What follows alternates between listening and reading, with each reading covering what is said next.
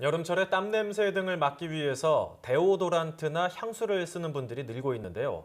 이 제품 속에 있는 인공 향료가 습진성 피부염을 일으키거나 악화시킬 수도 있다고 합니다. 네, 보다 자세한 내용 가천대 길병원 피부과 백준옥 교수와 함께 알아보도록 하겠습니다. 안녕하십니까? 네, 안녕하세요. 네, 우리가 여름이 되면 얼굴뿐 아니라 몸에도 여러 화장품을 많이 사용하게 되는데요. 이런 제품들이 습진성 피부염을 일으키거나 심지어는 악화시킬 수 있다고 합니다. 우선 이 습진성 피부염이 어떤 건지 궁금한데요. 자세히 소개해 주시죠.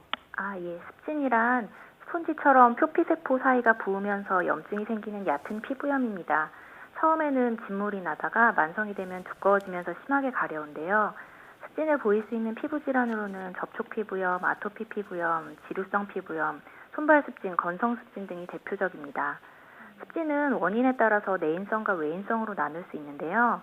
아토피 피부염, 지루성 피부염 같이 몸에서 이상 염증 반응으로 자체적으로 생기는 것을 내인성이라고 하고, 접촉 피부염처럼 외부 요인에 의해서 생기는 것을 외인성이라고 합니다.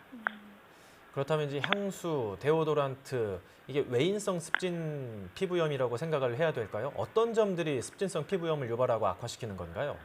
습진은 표피세포 사이가 헐거워지고 약해진 상태이기 때문에 알레르기를 유발하는 항원이 잘 침투하기 쉬운 상태입니다.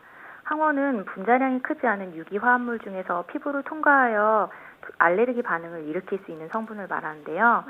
정상인에게는 아무런 증상을 유발하지 않지만 이러한 항원에 감작된 사람에게서는 피부염을 일으킵니다. 향수나 데오도란트 등에 포함된 항원 성분이 이미 존재하는 내인성 습진을 더 악화시킬 수도 있고요. 정상 피부의 알레르기 접촉 반응을 새로 유발하기도 합니다. 보통은 이 향이라고 하면은 사람들의 심신을 좀 안정시켜주는 긍정적인 효과가 있다라고 말을 많이 하잖아요. 그런데 인공 향료가 오히려 우리에게 좋지 않은 영향을 주기도 하는 건가요?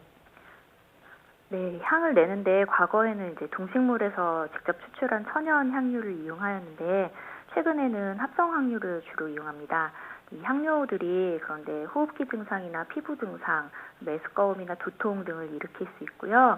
화장품 관련 알레르기 접촉 피부염을 보면 그 원인 중에 절반 이상을 인공 향료가 차지합니다. 이 인공 향료는 수천 종에 달하면서 향기가 나는 모든 화학 제품에 이용될 수 있습니다. 향료나 화장품 성분들은 늘 새로 개발되고 시장에서 사라지고 하기 때문에 시대별로 좀 다르지만 최근에는 향료 중에서 유제놀, 벤질 벤조에이트, 리모넨, 벤질 알코올, 리날롤, 제라니올, 시나몰 같은 성분이 접촉 피부염을 잘 일으킨다고 알려져 있습니다. 이러한 인공 향료가 향을 내는 모든 제품들, 향수, 방향제, 샴푸나 데오도란트, 향초 등에 포함이 될 수 있는 것이지요. 네, 굉장히 좀 종류도 많고요. 이름도 좀 들었을 때 어려워서 어떤 것들인지 감이 잘 안 오는데 방금 짚어주셨던 이 인공 향료에 쓰인다는 여러 제품들, 성분들 이게 구체적으로 어떤 건가요? 네. 이 인공 향료는 대부분의 정상인들에게는 문제가 없는데 소수의 민감한 사람들에게서 알레르기를 일으킬 수가 있습니다. 태아의 호르몬 불균형이나 호흡기 질환을 일으킨다는 연구 결과도 있고요. 또 점막을 자극하거나 기도를 민감하게 할 수 있어서 미국이나 유럽에서는 규제하는 성분들도 있습니다. 이 어떤 항원이 유전적으로 민감한 사람에게 반복적으로 접촉되었을 때 감작 반응, 민감화 반응이라는 것이 한번 일어나게 되면 그 항원에 노출될 때마다 그 사람에게는 접촉 피부염 등의 염증 반응이 일어나게 됩니다. 네, 아무래도 몸에 직접 닿는 여러 화장품에 이런 성분들이 있다 보니까 좀 더 우려스럽고 걱정이 되는데요. 이런 성분들이 피부에는 어떤 영향을 준다고 볼 수 있을까요? 화장품 관련 알레르기 접촉 피부염의 절반 이상이 향료 때문에 생긴다고 말씀드렸는데요. 이외에도 보존제나 기제도 피부염을 일으킬 수 있습니다. 쉽게 말씀드리면 보존제는 제품이 상하지 않거나 오염되지 않게 막아주는 성분을 말하고요. 기제는 유효 성분을 배합하는 기본 원료입니다. 보존제도 이제 몸에 좋지 않을 수 있다라고 말씀을 하셨는데 보존제는 화장품에서 어느 정도 많이 쓰이는지 또 어떤 영향을 미치는지도 말씀을 해주시면 좋겠습니다. 네, 보존제 역시 알레르기 반응을 일으킬 수 있는데요. 대표적인 방부제인 이제 파라벤의 경우에는 사실 이제 그 그 접촉 피부염을 일으키는 빈도가 낮긴 하지만 워낙 많이 쓰이기 때문에 이제 빈도가 좀 높아 보이는 것이고요. 또한 대표적인 방부제인 포르말린의 경우는 화장품에서의 사용은 금지되어 있지만 포르말린 유리 보존제가 사용이 가능해서 그게 문제가 되고 있습니다. 또 화장품 보존제 중에 또 쿼터니움 15 같은 물질이 대표적인 알레르기를 일으킬 수 있는 물질입니다. 네. 그런데 이런 성분들이 뭐 알레르기라든가 피부염은 물론이고 색소 침착까지 일으킬 수 있다고 들었습니다. 실제로 그렇습니까? 네. 색소 침착은 사실 알레르기뿐만이 아니라 어떤 염증 후에도 올 수 있습니다.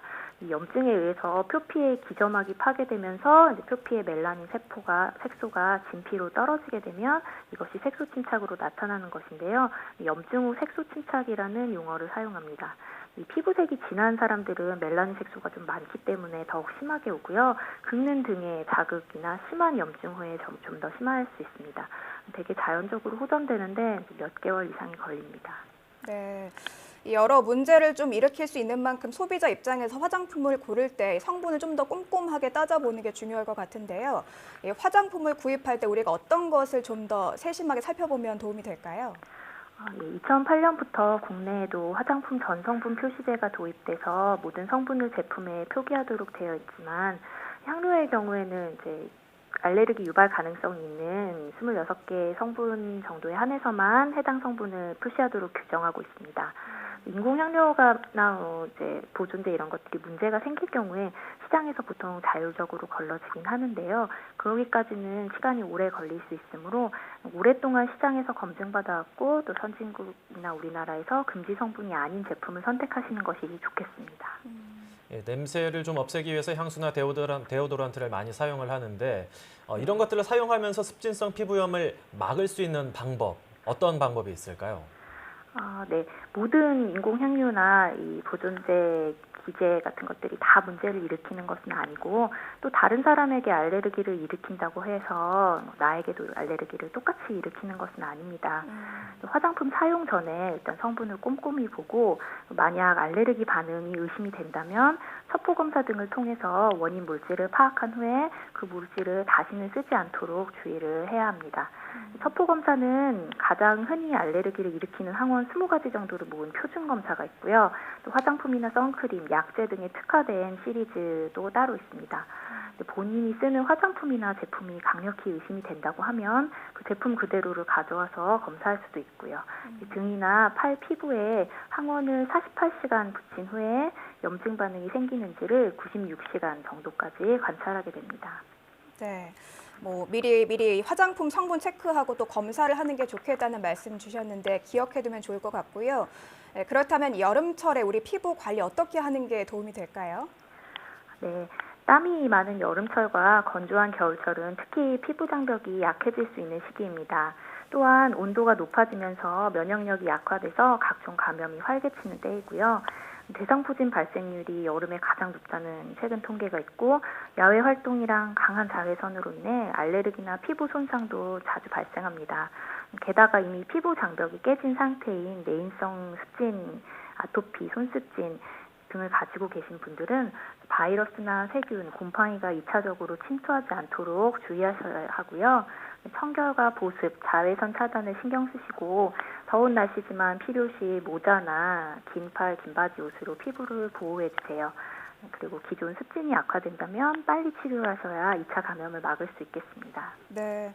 우리가 보통 건조한 가을이나 겨울철에 피부 건강을 신경을 많이 쓰게 되는데 여름에도 피부 건강에 신경을 써야겠다는 사실을 오늘 한 번 더 짚어봤습니다. 네, 지금까지 가천대학교 길병원 피부과 백진옥 교수였습니다. 오늘 말씀 잘 들었습니다.